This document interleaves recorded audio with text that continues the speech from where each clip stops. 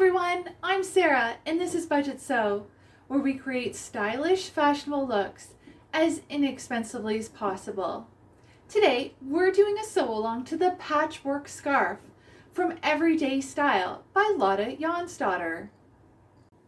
When Lotta Jansdotter steps out in one of her signature outfits, fans always ask, "Did you make that yourself?" Often the answer is yes, and so can you. With that in mind, the style icon created Everyday Style, a pattern book and inspiration guide anchored by 5 easy, versatile sewing patterns: skirt, dress, blouse, pants and shorts, and jacket and coat, and highlighted with quick DIY accessories, including hats, bags, scarves, and jewelry. Photographed over the course of a year in her life in New York, Tennessee, India, and Sweden, and organized by season, Lotta Jansdotter shares her sources of inspiration and how she and her friends mix and match her key pieces while working, playing, resting, and traveling.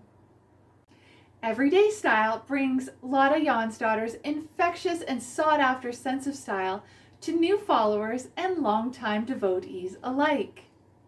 During the year that Lotta Jansdotter was working on this book, the Spring Quilt Market, a trade market where retailers buy fabric and all things sewing, took place in Pittsburgh. In preparation for that show, Lotta got the idea to make a patchwork scarf as a small, wearable project. She reached out to some other talented ladies in the world of sewing and invited them to make the scarf their own way for this book. They were all made the same way, but each one was unique and awesome. For this project, you will need 5 pieces of fabric. You can use different fabrics or repeat the fabrics for your favorite look. Lotta Jansdotter recommended using fabrics that look good on both sides, since scarves are reversible. I chose a red satin, a black polyester, a gorgeous plaid, and a striped green fabric. I started with the smaller pieces first, right sides facing, and pinned them together. The red satin measured 4.5 by 13 inches, and the black measured 15 by 13 inches. Then I pinned the plaid to the black. The plaid measured 16.5 by 13 inches. Next, I pinned the green striped fabric to the plaid. I double-checked which was the right and wrong sides of the green fabric, but it really didn't matter. The final piece of fabric needed for this project measured 70 by 9 inches. My final piece of fabric was actually 2 pieces of plaid fabric that I had to stitch together to make a continuous piece. So I pattern matched the plaid fabric to make sure everything lined up. These 2 pieces combined were longer than the 70 inches, but I wanted to make sure I had enough fabric to match the pattern. The excess was trimmed later. I think that I've become a pro at plaid pattern matching. The first plaid that I pattern matched was the plaid I added to my summer dress refashion for fall. I had to pattern match the plaid for the band so that I had a continuous piece.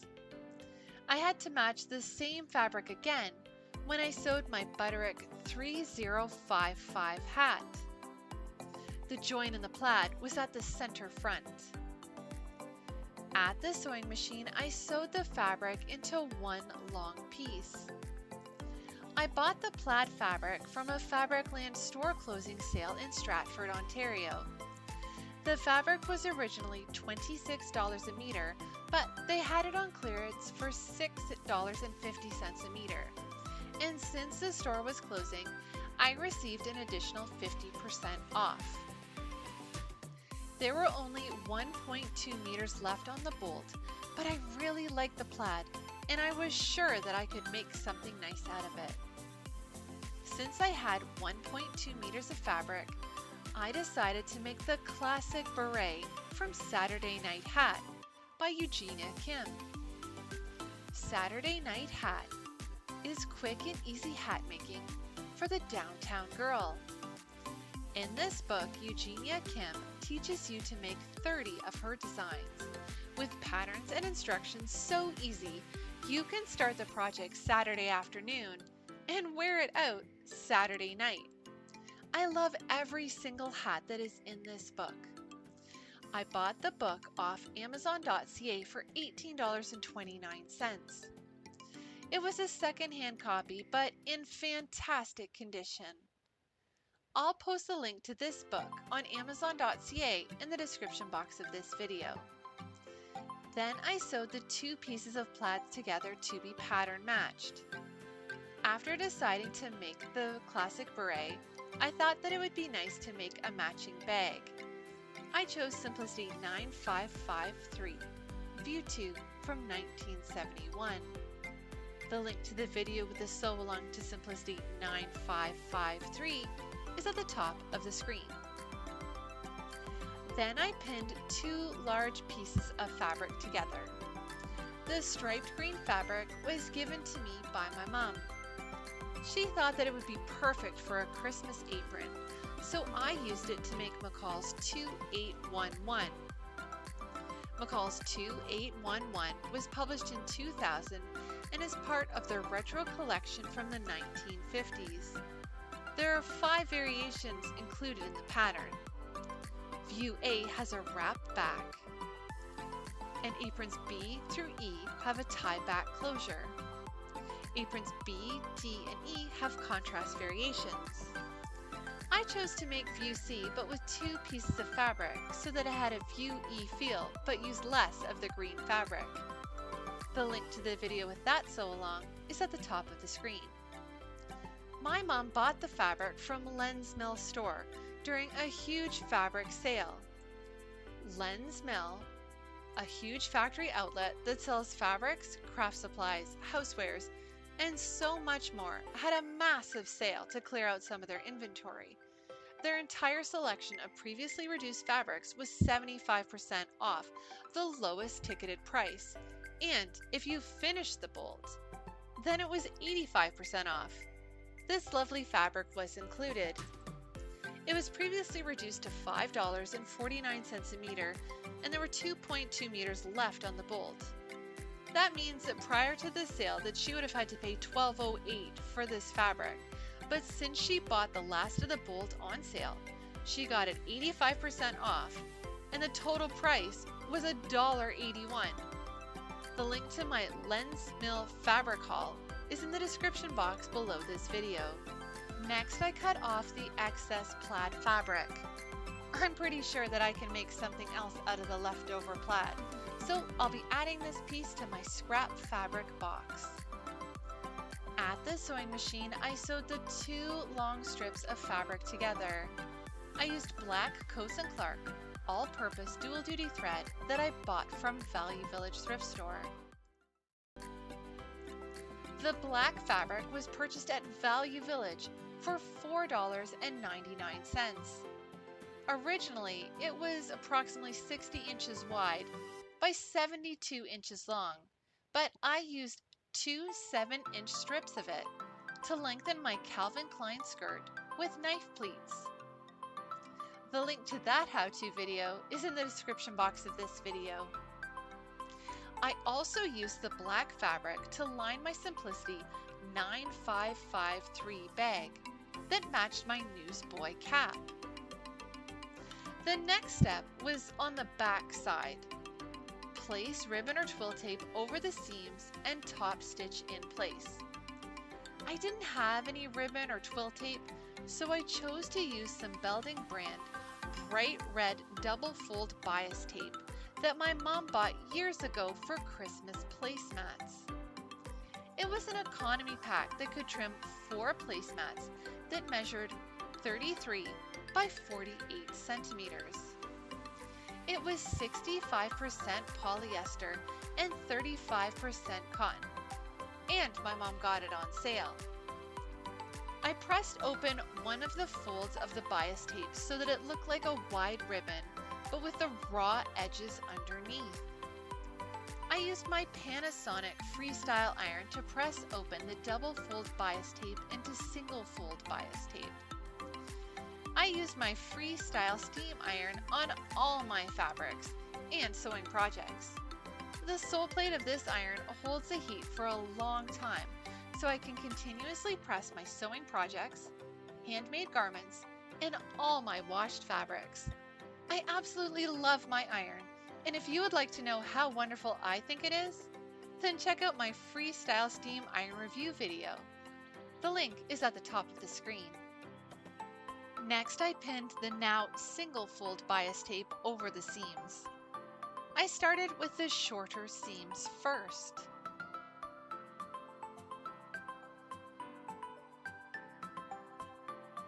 The red satin fabric I received for free from FabCycle. The link to the video where I received this fabric is at the top of the screen.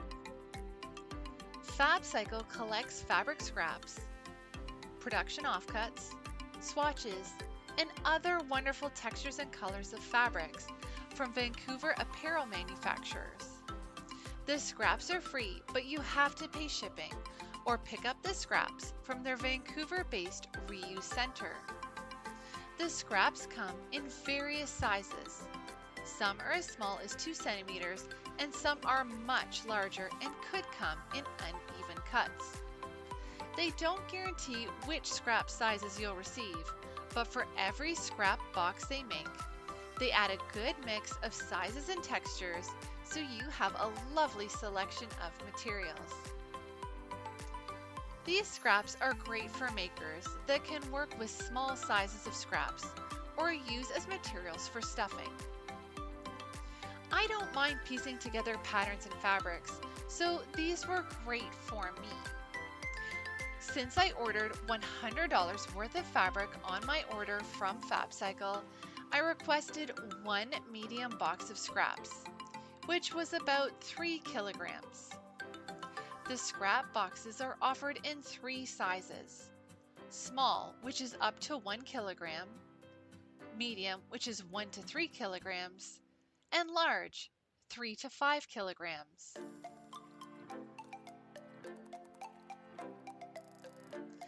Then I pinned my single fold bias tape over the longest seam. I used this bias tape in another one of my projects, the classic beret from Saturday Night Hat. That step was not in the instructions, but I wanted all the raw edges finished. I used the double fold extra wide bias tape to finish the headband seam. I didn't want any frayed threads ending up in my hair if I took off my beret.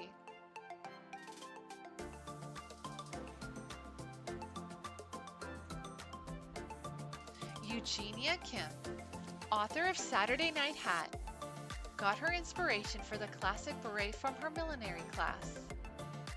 She said, "This beret is always the first hat one learns in class, but it's supposed to be one of the easiest styles to make.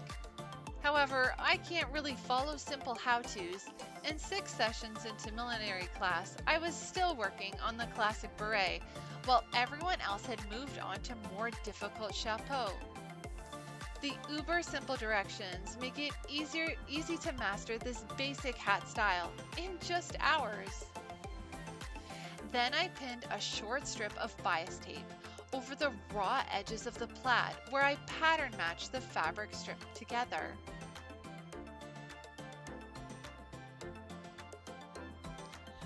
Once that was done, I continued to pin the long strip of bias tape down the center of the scarf. The red tape really popped out on this. I could have created a more subdued look with black bias tape, but I like the vibrant energy of the red. It's the perfect accent for all 4 fabrics.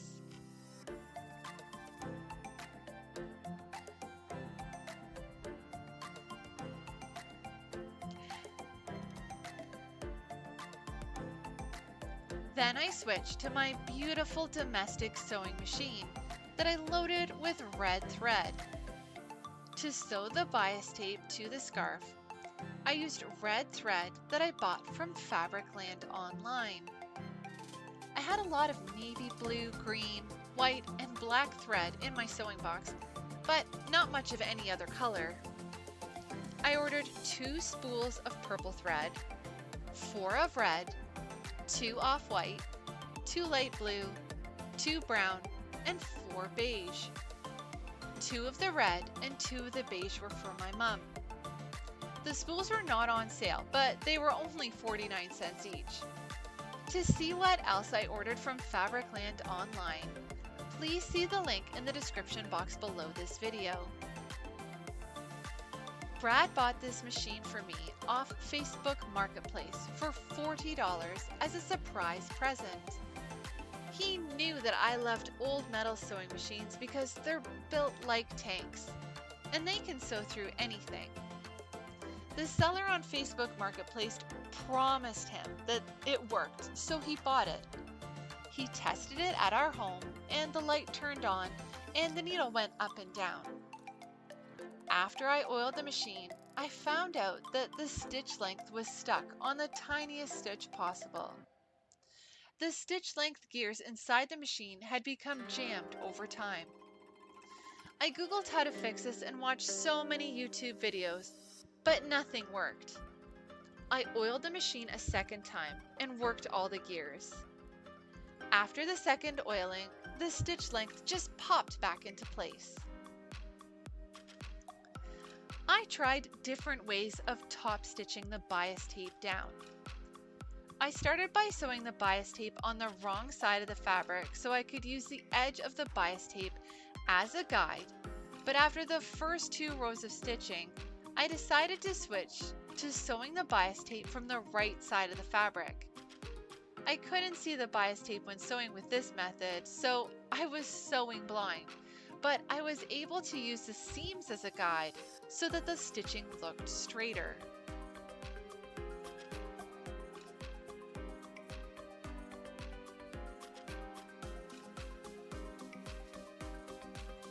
Then I pinned the same red double fold bias tape around the edges of the scarf. Using the same tape for all the seams and edges really pulled the look together. The instructions said to get rounded corners on the scarf, to trace the circle shape onto the fabric using a round jar or can, but I chose to keep the edges square. I think that the next time I make this scarf, I may use this technique to round the corners. I just cut out a bunch of beautiful blue fabrics, and I have some remnants left, hopefully enough for another patchwork scarf.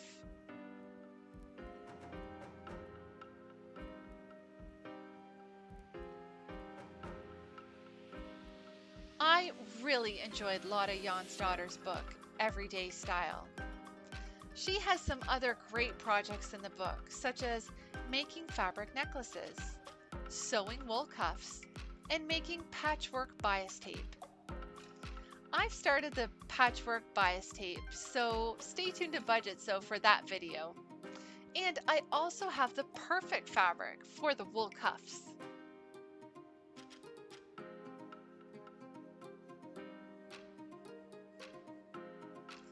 Lotta Jansdotter released another book in October 2022 called Everyday Patterns. Everyday Patterns is all about flexible, customizable garments to wear in your nest and in your neighborhood, and easy, fun ways to alter each one as the season or your mood changes. The book includes sewing instructions and patterns for basic garments such as a skirt, shirt, shirt dress, tunic, pants, jacket, and robe, and unique accessories like a tote bag, bandana, and more. For each garment, Lotta offers ideas for trims, pockets, sleeves, and hemlines to encourage readers to personalize and add details. And once more, she includes the sources of her inspiration and how she and her friends and family wear key pieces in different variations while working, playing, resting, and traveling. I'm looking forward to scooping up this book on my next order from Book Outlet.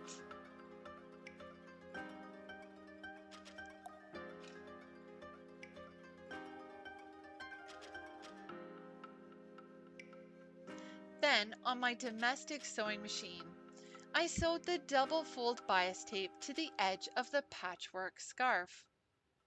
My domestic sews beautifully and she just glides over the fabric.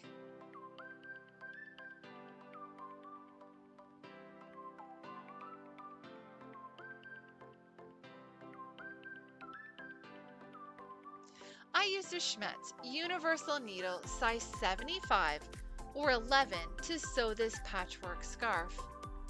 It sewed beautifully and evenly through the remnants.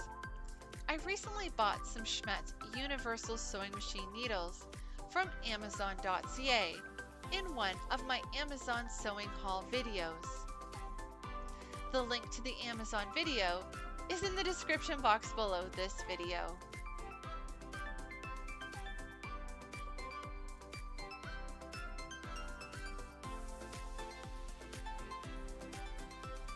Besides the patchwork scarf pattern, I've been looking for more accessory patterns. I think that adding accessories made from the same fabric as a garment creates a polished look. For example, I've cut out Simplicity 7467 from some pretty black and blue flowers on white background fabric that I bought at Len's Mill during a 75 to 85% off clearance fabric sale. Simplicity 7467 was published in 1976 and is a two-piece dress in 2 lengths. In addition to this pattern, I cut out the Budgetsew scarf by Tilly and the Buttons. I'll post a link to this free pattern in the description box of this video. The Budgetsew scarf, or Bridget scarf, is inspired by Miss Bardot and is a great way to add a touch of Riviera chic to my handmade wardrobe. I bought some baby blue knit fabric from Len's Mill store during that same sale for 85% off. I cut out Simplicity 6082. I bought this stunning vintage pattern from Good Value thrift store in downtown London, Ontario for $2. It was published in 1973 and is a jiffy knit dress in 2 lengths. To accessorize this pattern, I've also cut out the scrunchy crown by Patterns for Pirates from this same fabric. I'll post a link to this free online pattern in the description box of this video. The scrunchy crown will have me feeling like royalty in no time. At its most basic form, it's a headband, but at its pirate's form, it's a gorgeous crown-like headband that is super fun to wear and also doubles as an oversized scrunchie for buns. Stay tuned to Budgetsew for these sew-alongs. Here is the finished scarf.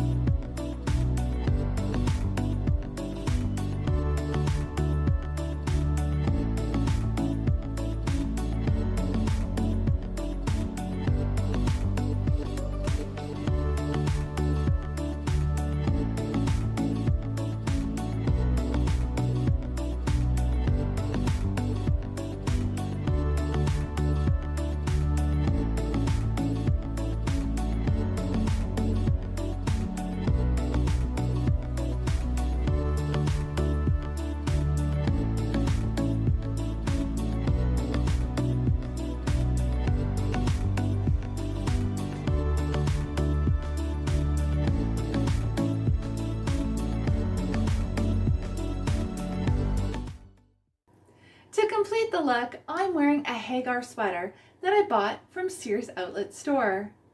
The Calvin Klein dress pants are from the Hudson's Bay Company, and the shoes are from Payless.